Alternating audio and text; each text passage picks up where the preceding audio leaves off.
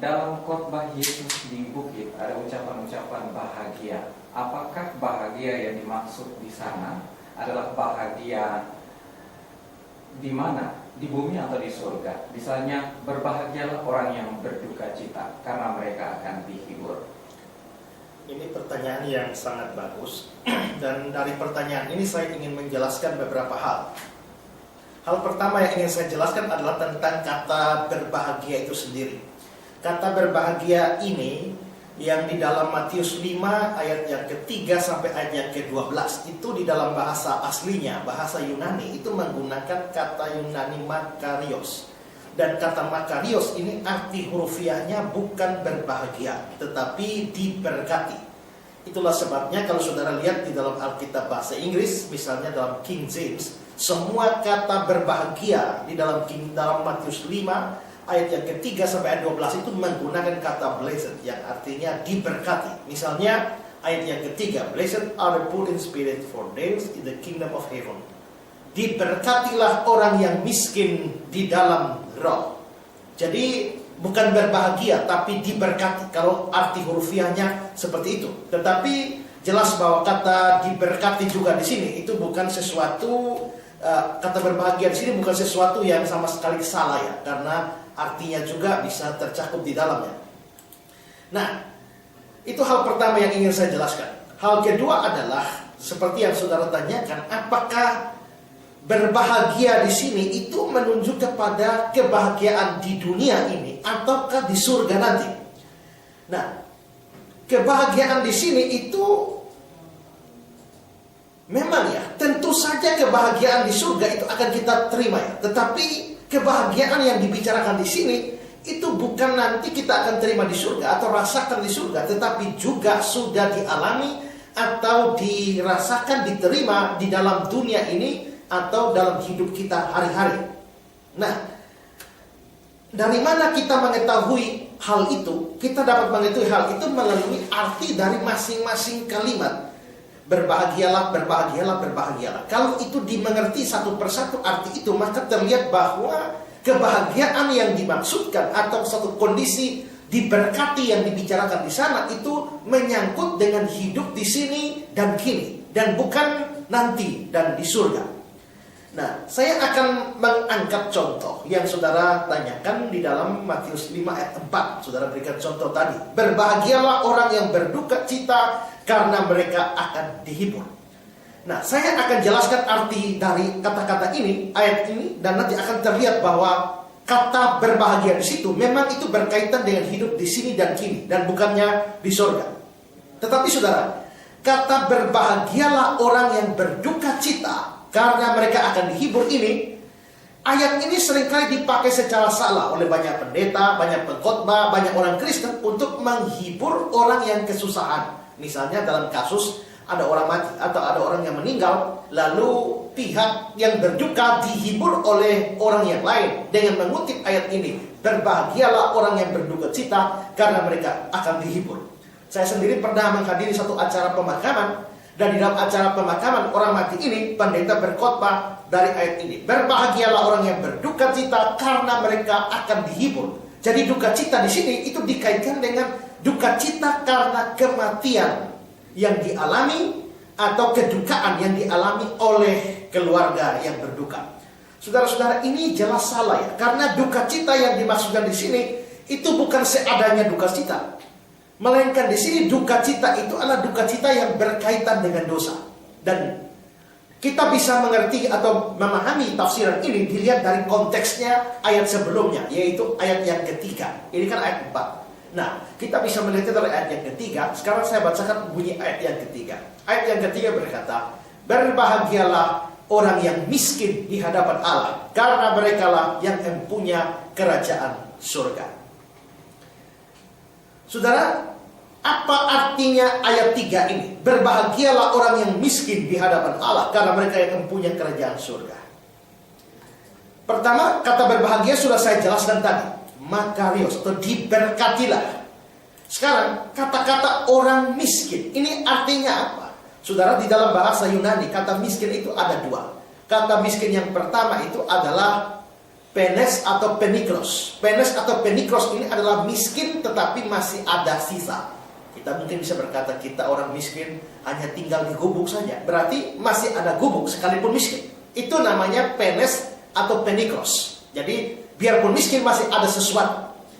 Tapi kata yang kedua, kata Yunani itu adalah tokos. Tokos itu adalah miskin yang benar-benar habis sampai tidak punya apa-apa. Itu namanya tokos.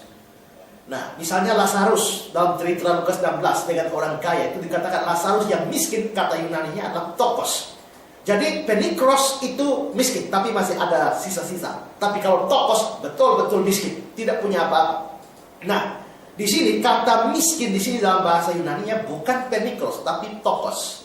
Jadi berbahagialah, diberkatilah orang yang tokos, orang yang miskin, habis-habisan, tidak punya apa-apa lagi. Tapi miskin yang bagaimana? Di sini dibilang miskin di hadapan Allah. Lagi-lagi saudara, di sini kata di hadapan Allah ini terjemahannya tidak hurufiah. Tidak hurufiah, seharusnya terjemahan yang lebih hurufiah adalah di hadapan Allah itu adalah di dalam roh. Karena itu kalau kita lihat di dalam King James, blessed are the poor in spirit.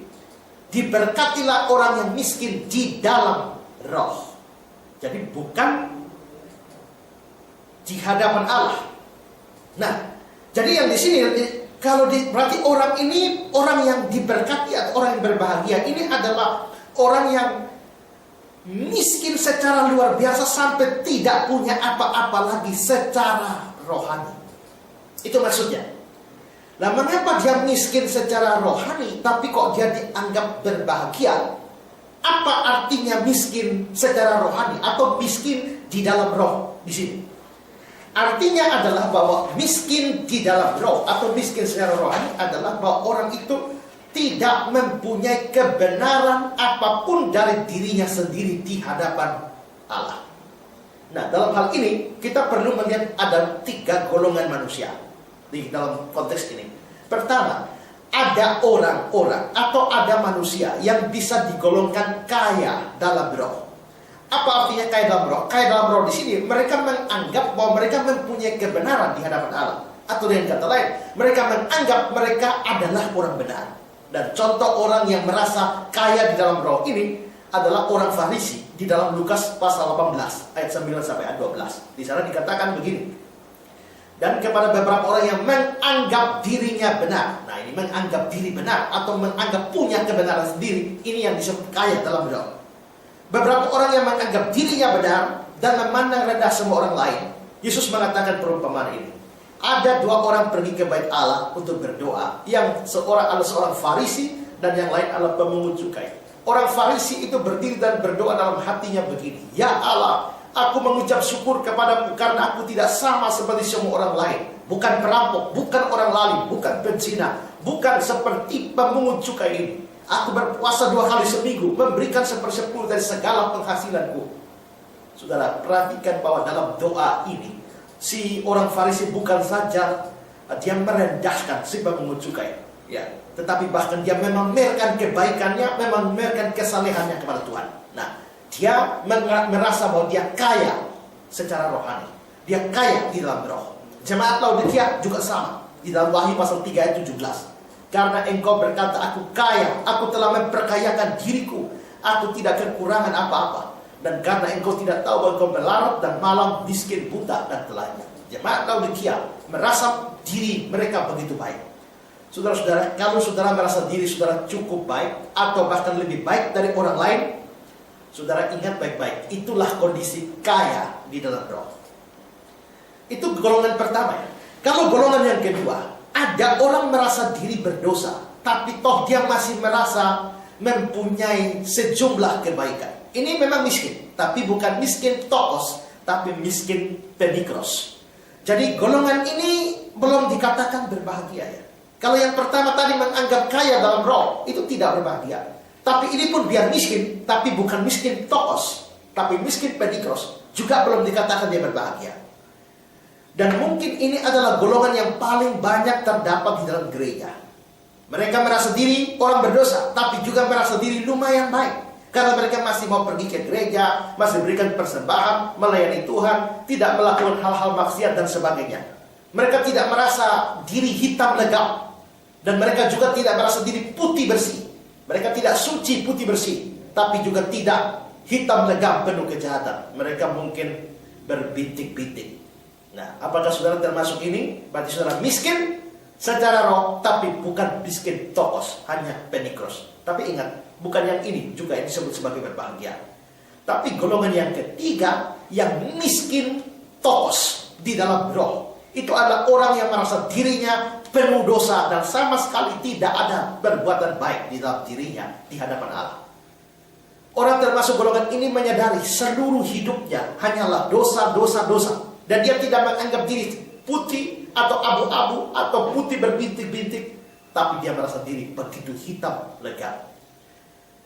Kalau saudara adalah orang yang merasa diri baik atau saleh atau suci atau lumayan baik, coba pikirkan. Firman Tuhan menggambarkan keadaan manusia di dalam Yesaya 64 ayat 6. Demikianlah kami sekalian seperti seorang najis, segala kesalehan kami seperti kain kotor. Segala kesalehan, bukan dosa, kesalehan, kebaikan, bukan satu dua kebaikan, segala. Jadi seluruh kebaikan kita kalau dikumpulkan dan dibawa di hadapan Allah, itu nilainya seperti kain kotor. Nah, orang yang tokos ini artinya orang yang merasa diri betul-betul tidak layak di hadapan Allah. Dia penuh dengan dosa, penuh dengan kecemaran. Contoh orang seperti ini adalah Rasul Paulus. Di dalam Roma pasal 7 ayat 18-19 dia bilang begini, sebab aku tahu bahwa di dalam aku, yaitu di dalam aku sebagai manusia, tidak ada sesuatu yang baik. Sebab kehendak memang ada di dalam aku, tapi bukan hal berbuat apa yang baik. Sebab bukan apa yang aku kehendaki, yaitu yang baik yang aku berbuat, melainkan apa yang tidak aku kehendaki, yaitu yang jahat yang aku berbuat. Lalu di dalam 1 Timotius 1 ayat 15, Paulus mengatakan, perkataan ini benar dan patut diterima sepenuhnya. Kristus Yesus datang ke dunia untuk menyelamatkan orang berdosa, dan di antara mereka akulah yang paling berdosa. Jadi Paulus aneh sekali. Sebelum dia percaya Yesus, dia menganggap diri baik. Dia bilang, dalam ketaatan pada hukum Taurat aku tidak bercacat. Dia merasa diri baik. Tapi begitu dia percaya Yesus, justru dia melihat dirinya penuh dengan dosa, penuh dengan dosa. Ini Paulus adalah orang yang miskin dalam roh. Juga contoh lain adalah pemungut cukai di dalam Lukas 18, yang kontras dengan orang Farisi tadi. Pemungut cukai itu berdoa bagaimana? Di dalam Lukas 18 ayat 13. Tetapi pemungut cukai itu berdiri jauh-jauh. Bahkan dia tidak berani menengadah ke langit, melainkan dia memukul diri dan berkata, ya Allah, kasihanilah aku orang berdosa ini. Itulah orang-orang yang miskin di dalam roh. Nah, kelompok ketiga inilah yang disebut berbahagia. Berbahagialah orang yang miskin di hadapan Allah. Mengapa saudara ya? Mereka kok berbahagia? Karena dikatakan mereka yang empunya kerajaan surga. Tapi apa kaitannya mereka mengalami miskin di dalam roh, atau merasa diri orang berdosa, tidak layak, tidak punya kebaikan di hadapan Allah, dengan mempunyai kerajaan surga? Karena saudara, orang yang seperti ini, waktu dia berpikir untuk masuk surga, dia tidak mengandalkan perbuatan baiknya. Mengapa? Karena dia merasa perbuatan baiknya nol. Kalau orang merasa diri baik seperti ahli Taurat, orang Farisi, mereka akan memperjuangkan masuk surga dengan usaha mereka, dengan perbuatan baik mereka. Kalau ada orang yang miskin tapi miskin penikros, dia merasa diri berdosa, tapi dia masih berpikir ada kebaikan, dia bisa mengandalkan kebaikannya itu sebagai tiket masuk surga. Tidak. Tapi kalau yang miskin secara tokos ini, dia andalkan apa? Dia tidak punya apa-apa, tidak punya kebaikan yang layak untuk dia bawa ke hadapan Allah. Karena itu, untuk masuk ke dalam kerajaan surga, dia hanya bisa mengharapkan kasih karunia. Dia hanya bisa mengharapkan anugerah. Dia hanya bisa mengharapkan cuma-cuma dari Allah. Dan saudara-saudara, memang keselamatan yang diberikan kepada manusia oleh Yesus Kristus atau oleh Allah di dalam Yesus Kristus, itu sifatnya cuma-cuma. Di dalam Roma pasal 3 ayat yang ke-24. Bukan karena perbuatan, bukan karena amal, bukan karena ibadah, bukan karena kesalehan, tapi hanya karena anugerah yang diterima dengan iman. Nah, orang yang miskin di dalam roh, merasa diri tidak layak, tidak punya kebenaran diri sendiri, dia mau andalkan apa? Dia tidak andalkan apa-apa selain dia mengharapkan belas kasihan dari Tuhan. Karena dia mengharapkan belas kasihan dari Tuhan itulah, maka Allah akan menyelamatkan dia dan dia pasti masuk surga. Karena itu orang yang miskin di dalam roh ini dianggap sebagai berbahagia karena dia akan mendapatkan anugerah keselamatan dari Tuhan.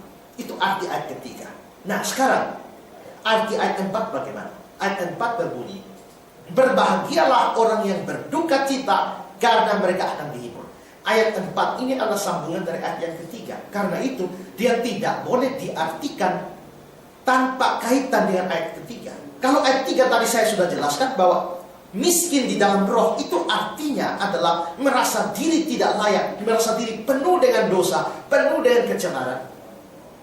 Maka ayat 4, berbahagialah orang yang berduka cita. Ini tidak menunjuk pada duka cita sembarang duka cita, tidak menunjukkan seadanya duka cita, tapi ini menunjukkan pada duka cita karena dosa. Dia merasa diri orang berdosa, penuh dengan kecemaran, penuh dengan segala macam kejahatan dan hitam legam. Dan karena itu dia berduka cita di hadapan Tuhan karena dosa-dosanya itu. Nah, orang seperti ini adalah orang yang akan dihibur. Kenapa dia akan dihibur? Karena pada waktu dia berduka cita karena dosa-dosanya itu, Tuhan akan memberikan pengampunan pada dosa-dosanya. Dan memang saudara, Alkitab berkata orang berdosa yang diampuni dosanya itu akan bersuka cita. Di dalam Mazmur 51, doa pengakuan dosa dari Daud, ayat 9, ayat 10 dan ayat 16 saya akan bacakan. Bersihkanlah aku daripada dosaku dengan hisop, maka aku menjadi tahir. Basuhlah aku, maka aku akan menjadi lebih putih dari salju. Biarlah aku mendengar kegirangan dan sukacita. Biarlah tulang yang kau remukkan bersorak-sorak kembali. Lalu ayat 16, lepaskanlah aku dari hutang darah ya Allah, Allah keselamatanku. Maka lidahku akan bersorak-sorak memberitakan keadilan. Jadi ada penghiburan, ada sukacita bagi orang yang diampuni dosanya. Nah, penghiburan karena pengampunan dosa ini, sekarang saya tanya, itu dialami di dunia atau di surga? Jelas bukan di surga, tapi dialami di dunia ini. Kalau kita lihat tadi contoh yang saya berikan, orang Farisi dan pemungut cukai. Si orang Farisi menganggap diri kaya di dalam roh, tapi orang pemungut cukai ini menganggap diri miskin dalam roh. Dan karena itu dia bilang, Tuhan kasihani aku orang berdosa ini. Dia miskin, dia sedih karena dia orang berdosa. Tapi orang ini mendapatkan penghiburan. Di dalam Lukas 18 ayat 14 dikatakan, aku berkata kepadamu, orang ini pulang ke rumahnya sebagai orang yang dibenarkan Allah, dan orang lain, si Farisi itu, tidak. Orang ini pulang ke rumahnya. Ini di dunia, bukan di surga. Jadi jelas bahwa kebahagiaan yang dibicarakan di sini itu menunjuk pada kebahagiaan di dunia ini, bukan di surga. Dari mana kita tahu? Dari arti kata ayat demi ayat, mulai ayat 3 sampai ayat yang ke-12 di dalam Matius pasal 5. Tapi kalau saya jelaskan semua akan panjang. Tapi dari dua contoh, dari ayat 3 dan ayat 4, terlihat bahwa kebahagiaan itu atau kondisi diberkati itu adalah kondisi diberkati di dunia ini dan bukan di surga. Nah, itu hal kedua yang saya bicarakan. Sekarang hal ketiga, arti kata bahagia di seluruh khotbah Yesus ini, dari ayat 3 sampai ayat 12. Kata bahagia di situ tidak menunjuk pada rasa bahagia yang ada di hati. Kalau bahagia itu memang menunjuk pada rasa yang ada di hati, bagaimana mungkin dikatakan berbahagialah orang yang berduka cita karena mereka akan dihibur? Di samping itu ya, kata sesungguhnya bukan berbahagia, tapi diberkatilah.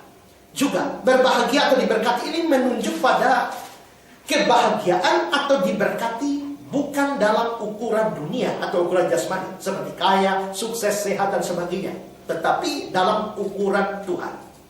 Karena itu, maka secara manusiawi bisa orang menderita, tapi di hadapan Tuhan dia orang berbahagia. Kalau kita melihat ayat 10 sampai 11, dibilang berbahagialah atau diberkatilah orang yang dianiaya, dicela, difitnah. Lah, orangnya dianiaya, dicela, difitnah. Enak atau tidak? Tidak. Tapi dibilang berbahagia. Ini kelihatannya kontras. Jadi di mata dunia itu mungkin orang ini orang cilaka, orang malang, orang dapat sial dan sebagainya. Tapi di mata Tuhan dia adalah orang berbahagia. Juga Kata berbahagia atau diberkati ini menunjuk pada kebahagiaan di dalam pandangan Tuhan. Jadi dalam pandangan Tuhan, orang seperti dalam Matius 5 ayat 3-12 itu adalah orang berbahagia.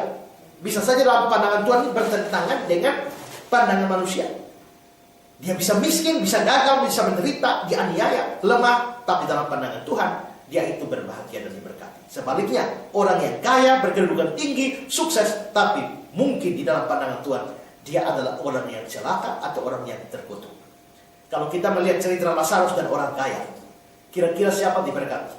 Siapa terkutuk? Kalau lihat secara jasmani, orang kayanya diberkati tiap hari pesta, tapi Lazarusnya terkutuk karena miskin, melarat, makan pun sukar.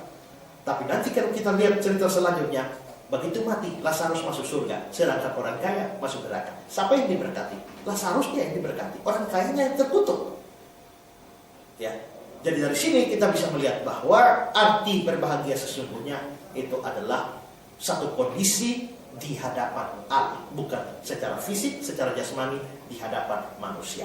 Nah, kira-kira itu arti dari semua kata-kata berbahagia atau diberkati di dalam Matius 5 ayat yang ketiga sampai ayat yang ke-12. Semoga penjelasan saya ini memberkati saudara.